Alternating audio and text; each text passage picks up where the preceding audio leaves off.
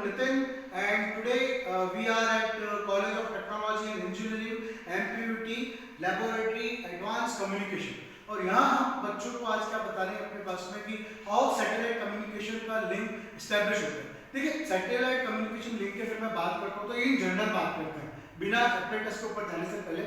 Earth station के ऊपर एक ट्रांसमिटिंग एंटीना आता है, वैसे अर्थ स्टेशन के ऊपर एक क्या आता है, रिसीविंग एंटीना होता है। तो अर्थ स्टेशन पे ट्रांसमीटर से रिसीवर थ्रू एयर क्या होता है, सिग्नल आराम से ट्रैवल करता है। लेकिन क्या होता है कि मानो मुझे यहाँ से सिग्नल या इंटरनेट के थ्रू मुझे यहाँ पर डॉक्यूमेंट यूएस में भेजना है या फिर मुझे कहीं कैलिफोर्निया के अंदर भेजना है, तो उस समय क्या होगा कि मेरे पास में ये जो वायर की जो लिंक है वो थोड़ी सी क्या होगी, कम पड़ेगी, फ्रीक्वेंसी कम पड़ेगी। तब मुझे क्या करना पड़ेगा, माइक्रोवेव बैंड की तरफ मूव करना पड़ेगा। और जब मैं माइक्रोवेव बैंड की तरफ मूव करता हूँ तो माइक्रोवेव बैंड जो है वो क्या बताता है अपने पास में कि 3 गीगाहर्ट्ज से 300 गीगाहर्ट्ज तक रहता है। ये क्या करता है, माइक्रोवेव सिग्नल वो भी हमेशा लाइन ऑफ साइट ट्रैवल करता है। कैसे लाइन ऑफ साइट, जैसे ये मेरे पास में एक एंटीना है, ठीक है, और इसके सामने क्या होगा, मानो एक और एंटीना है, तो ये बिल्कुल लाइन ऑफ साइट काम करेगा। मानो मैं इसके बीच में आ गया, तो बीच में आके इसका मतलब मैं किसकी तरह बिहेव कर रहा हूँ, एक ऑब्स्टिकल की तरह बिहेव कर रहा हूँ, तो ये माइक्रोवेव अपने पास में व्यवस्थित तरीके से वर्कआउट नहीं करेगा। तो जब माइक्रोवेव और जब इतना लॉन्ग डिस्टेंस कम्युनिकेशन और वेरी फास्ट काम करना है बिना ऑप्टिकल फाइबर केबल के, तो हमारे पास में सैटेलाइट कम्युनिकेशन यूज होगा। सपोज ये मेरे पास में एक ट्रांसमिटिंग एंटीना है, ऊपर ये जो पंखा लगा हुआ है वो मेरे पास क्या सैटेलाइट है, और नीचे यहाँ पर क्या रिसीविंग एंटीना है। ट्रांसमिटिंग एंटीना क्या करेगा, सिग्नल को ट्रांसमिट करेगा सैटेलाइट तक, सैटेलाइट क्या करेगा, सिग्नल को रिसीव करेगा, रिसीव करने के बाद में सिग्नल को सैटेलाइट क्या करेगा, ट्रांसमिट करेगा, और फिर नीचे जो रिसीवर है वो क्या करेगा, अपने पास में रिसीव करेगा। ये फिनोमेना आप लोगों को क्लियर है? एनी डाउट, कुछ क्लियर नहीं है तो आप प्लीज पूछिए। अब हम आते हैं कि ये तो मैंने फिनोमेना बताया, अब आते हैं पर एक्चुअल एपरेटस के ऊपर जो हमारे पास में हमारी लेबोरेटरी में ब्लेम करते हैं कि बेस्ट वर्ल्ड की और या फिर इंडिया की हम बेस्ट लेबोरेटरी के बारे में बात करते हैं जिसके अंदर एपरेटस पड़े हुए हैं और वो अच्छे से चल रहे हैं। ऐसा नहीं है कि XYZ कॉलेजों की तरह सिर्फ डेकोरेशन के अंदर लगे सेटअप है और बच्चे इलेक्ट्रॉनिक्स के अंदर कुछ ज्यादा सीख नहीं पा रहे। सो आप देखिए come, so here is you know यहाँ पर लिखा हुआ है सैटेलाइट ट्रांसमीटर। ये जो किट है अपने पास में सैटेलाइट ट्रांसमीटर, ये सैटेलाइट ट्रांसमीटर क्या करेगा, अपने पास में कैमरा से सिग्नल ट्रांसमिट करेगा। कैमरा अभी मैंने खोल के रखा है, बाद में हम लगा देंगे इसको वापस। उसके बाद में माइक से बोलने पर ऑडियो, माइक कौन सा अपने पास में, यहाँ से अगर मैं बोलूंगा ना तो ये वायरलेसली क्या हो जाएगा, मेरे पास में ट्रांसमिट हो जाएगा। तो ये क्या है, माइक का जैक है, इसको हम 2 जगह लगा सकते हैं, माइक 1 और माइक 2 के अंदर। तो मैंने सपोज माइक 1 के अंदर कनेक्ट किया और जब मैं बोलूंगा इसके अंदर तब क्या होगा, मेरा वॉइस सिग्नल ट्रांसमिट करेगा। तो ये एक्सपेरिमेंट क्या होगा, वॉइस सिग्नल को ट्रांसमिट करने के होगा। और मानो कि आपको TTL सिग्नल चाहिए। TTL का मतलब होता है अपने पास में क्या होता है, TTL का मतलब what do you mean by TTL? TTL का मतलब हुआ ट्रांजिस्टर लॉजिक। तो वो कहाँ से आएगा अपने पास में, आप यहाँ देखो, ये हमारे पास में एक साइंटिफिक का एक फंक्शन जनरेटर है। तो मैं आपको ये नहीं कह रहा हूँ कि इसी कंपनी का आप खरीदें, आप पहले पैरामीटर चेक करें और फिर खरीदें। हम यहाँ पर इसका प्रोमो नहीं कर रहे हैं। तो यहाँ पर क्या हो रहा है अपने पास में, यहाँ पर देखिए यहाँ पर TTL लिखा हुआ है, यहाँ इस जगह देखो छोटा सा TTL लिखा हुआ है। तो इस TTL का सिग्नल मैं इस BNC केबल के थ्रू यहाँ पर कनेक्ट करूंगा तो ये क्या होगा, TTL इनपुट। यहाँ तक क्लियर है? मैं अभी क्या बता रहा हूँ, ट्रांसमीटर बता रहा हूँ ना। उसके बाद में क्या है, एनालॉग सिग्नल चाहिए, तो यहाँ से मैं साइनोसॉइडल 1 किलोहर्ट्ज की सेट करूंगा और यहाँ पर क्या दे दूंगा, अपने पास में एनालॉग सिग्नल दे दूंगा। क्लियर? तो मेरा कैमरा कंप्लीट हो गया, मेरा इनपुट कंप्लीट हो गया, एनालॉग कंप्लीट हो गया, माइक कंप्लीट हो गया। सिंक्रोनस सिग्नल के अंदर पे सिंक्रोनस सिग्नल भेज सकते हैं और टेलीमेट्री सिग्नल के अंदर हम क्या कर सकते हैं, डिजिट को भेज सकते हैं। यहाँ तक किसी को दिक्कत है तो बोलिए please. Vivek, any doubt? Okay.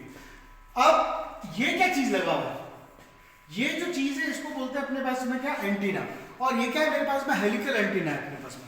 Helical antenna और पैराबोलिक एंटीना माइक्रोवेव फ्रीक्वेंसी के ऊपर काम करते हैं, मतलब गीगाहर्ट्ज की रेंज में भेजते हैं। अगर थियरी के अंदर क्वेश्चन आता है आपके पास में कि सैटेलाइट के अंदर अपलिंक एंड डाउनलिंक की फ्रीक्वेंसी लिखो, तो थियरी के अंदर आप क्या लिखोगे अपने पास में कि सैटेलाइट की जो अपलिंक की फ्रीक्वेंसी है वो कितनी है अपने पास में, 14 गीगाहर्ट्ज, और डाउनलिंक की है उसका मतलब क्या हुआ अपने पास में, 11 से 12 गीगाहर्ट्ज। आप लोगों ने देखा होगा जब आप इंटरनेट चलाते हो तब कोई फाइल अपलोड करते हो तो फाइल अपलोड में तो टाइम लगता है, और जब डाउनलोड करते हो तो फट से डाउनलोड हो जाती है अपने पास में। तो डाउनलोड के अंदर क्या होगा अपने पास में, फ्रीक्वेंसी कम और अपलोडिंग के अंदर क्या होगी, अपलिंक के अंदर क्या होगी ज्यादा। क्यों? क्योंकि यहां से सिग्नल ऊपर सैटेलाइट तक देना है, अर्थ को क्रॉस करके ऊपर जाएगा आपके पास में। बहुत सारा हजारों सैटेलाइट वहां पर पड़ा हुआ है। जब अपन पढ़ेंगे जियो, लियो और मियो के बारे में तब उसके बारे में बात करेंगे। अब ये तो हुआ ट्रांसमीटर जो ग्राउंड पे लगा हुआ है। अब इसके बाद करते हैं अपने पास में, ये है हमारा सैटेलाइट इम्यूलेटर। ये है हमारा सैटेलाइट इम्यूलेटर। और ये सैटेलाइट इम्यूलेटर क्या करता है अपने पास में, इसका जो ट्रांसमिटेड सिग्नल है उसको क्या करेगा, ये एंटीना रिसीव करेगा।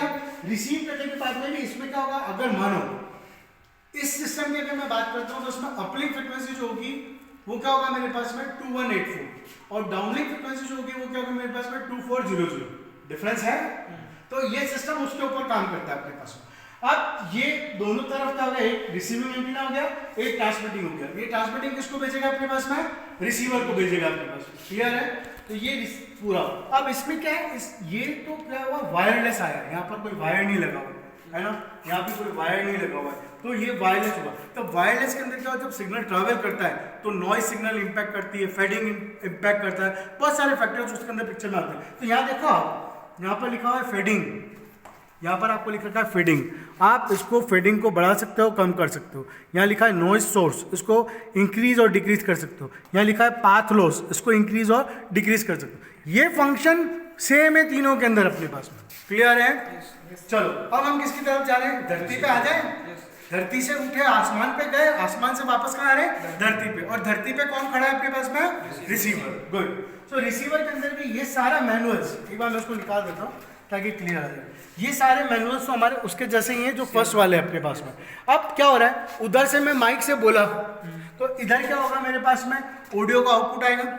या तो मैं इसको स्पीकर पे कनेक्ट कर दूं, या फिर मैं टेलीविज़न जो हमारे पास में अच्छा कॉलेज वालों ने, क्योंकि इस टेलीविज़न की अगर मैं बात करूं तो इसमें इमेजेस क्या है कि इतनी क्लियर नहीं आती है एज कम्पेयर टू उससे, ये तो आप भी जान रहे हो। तो इसलिए हमारे कॉलेज वालों ने इसको और अलग से परचेज किया किट के अलावा। तो यहाँ पर क्या होगा, मेरे पास में ये 3 केबल है, हमने इन 3 केबल का यूज कर दिया। ये क्या है, ऑडियो वीडियो के केबल्स हो गए अपने पास में। इनको हम क्या करते हैं, जहाँ पर हमको ऑडियो, और सबसे अच्छी बात कलर कोडिंग कर रखा है, और के पीछे कलर कोडिंग कर रखा होगा। येलो येलो में जाएगा, ग्रीन ग्रीन के अंदर इंसर्ट होगा, व्हाइट व्हाइट के अंदर इंसर्ट होगा। तो ये क्या होगा, येलो को मैं येलो के अंदर डाल दूंगा, और अगर रेड को रेड के अंदर डालता हूँ तो वहां से माइक से जो बोला वो इस टीवी के स्पीकर से सुनाई देगा। Getting my point? तो ये क्या हुआ, वायरलेस वॉइस कम्युनिकेशन। यहाँ तो कोई दिक्कत नहीं। अब क्या है, उधर से आपने क्या किया, उधर से आपने TTL सिग्नल भेजा था, ट्रांजिस्टर। तो यहाँ पर आप क्या करोगे, यहाँ पर एक BNC केबल लगाकर, और ये जो एक हमारे पास में क्या है, 2 channel digital storage oscilloscope, 2 channel digital storage ये ऑसिलोस्कोप जो है हमारे पास में, इसको हम यहाँ कनेक्ट करेंगे अपने पास में। तो ये क्या दे देगा मुझे, TTL का सिग्नल और एनालॉग का सिग्नल। मतलब वायरलेसली हमने साइनोसॉइडल वेव को ट्रांसमिट कर दिया। अगर मानो सेकेंड ईयर के अंदर मैं होता, और सेकेंड ईयर में भी मेरे पास में DSO, फंक्शन जनरेटर सब चीज़ें हैं, और मैं अगर किसी बच्चे को बोलता कि फंक्शन जनरेटर, क्योंकि फंक्शन जनरेटर से साइनोसॉइडल वेव कहाँ ट्रांसमिट हुई अपने पास में, DSO के ऊपर, और मैं उसको उस समय बोलता कि भाई तू उसको परफॉर्म कर, तो शायद उसको थोड़ा सा हार्ड अटैक आ सकता था अपने पास में। क्यों? क्योंकि उसके पास में ये सोर्स और ये टेक्निक नहीं थी कि कैसे फंक्शन जनरेटर से वायरलेसली हम चीजों को ट्रांसमिट करते हैं। Getting my point? नाउ इसके अलावा पाथ लॉसेस को हम यहाँ सेट कर सकते हैं। RS-233 कनेक्टर के ऊपर वर्कआउट कर सकते हैं। टीवी लिखा हुआ है यहाँ पर, मतलब टीवी के ऊपर आउटपुट कर सकते हैं। So today I have performed or illustrate the first experiment, the satellite link. किस तरीके से सैटेलाइट लिंकिंग होती है। सेकंड एक्सपेरिमेंट में मैंने आपको क्या बताया कि कैसे माइक के थ्रू हम वर्कआउट कर सकते हैं। अगर मैं वहां पर कैमरा लगा देता हूँ अपने पास में, तो कैमरा से सिग्नल टीवी के ऊपर आ जाएगा अपने पास में, तो ऑडियो और वीडियो सिग्नल्स में हमारे पास में क्या हो जाता है, ट्रांसमिट हो जाता है। Any doubt? क्या 100% आ जाएगी क्या? पक्का? Okay, thank you.